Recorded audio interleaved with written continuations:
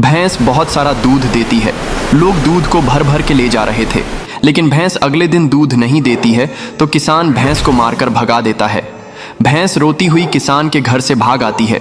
फिर एक केले के खेत में केले खाने लगती है। तभी वहाँ एक भालू आता है और भैंस पर अटैक कर देता है और भैंस को मारकर भगा देता है। भैंस रोने लगती हैं। फिर लाइक सब्सक्राइब नहीं किया।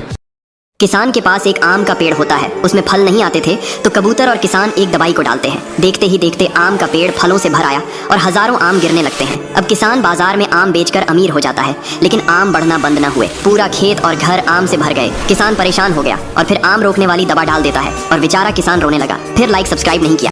एक किसान रोज अपने खेत में काम करता था। एक दिन एक तोता आया और बोला, किसान भैया, तुम्हारे खेत में चोर आते हैं।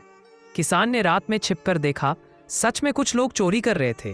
तोते की मदद से किसान ने चोरों को पकड़ लिया। अगले दिन किसान ने तोते को खूब दाना खिलाया और बोला, तू तो मेरे खेत का रखवाला है।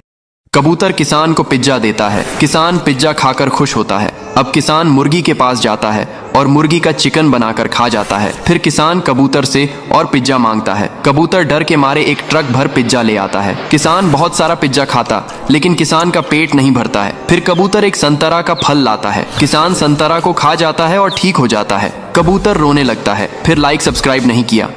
एक गरीब किसान के पास बहुत सारे मोर और बहुत सारे तोता रहते थे।